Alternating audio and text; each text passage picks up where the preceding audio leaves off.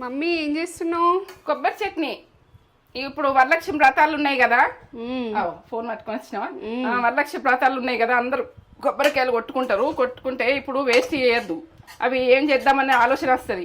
ఈ కొబ్బరి పచ్చడి 15 రోజులైనా అవుతుంది మనకు. ఇవి ఏంటంటే మంచిగా పచ్చిమిర్చి, ఎండుమిర్చి అన్ని తాలిపుకేసుకొని అన్ని పప్పులు వేసుకొని కమ్మ తరంలో వేసుకుంటే ఎంత బాగుంటుందో. ఇక దీని కొరకైతే నేను చెప్పలేను. మీరు ఏంటంటే ఈ వీడియో లాంగ్ వీడియో నేత్ర ఛానల్ ఉంటుంది, చూడండి. పక్కా టేస్ట్ కొబ్బరి పచ్చడి అనుకోండి, చట్నీ అనుకోండి. మీరు ఏ రకంగా అనుకుంటే ఆ రకం. పాత రోజులల్లో ఇది పచ్చడి అందరు, ఇప్పుడు చట్నీ అంటాం. అదే అప్పటి రోజుల్లో ఇప్పుడు పెడుతున్నా నేను.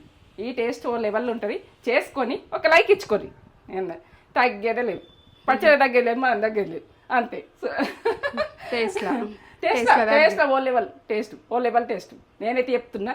నమ్ముండ్రి, నన్ను నమ్మి చేసుకోండి.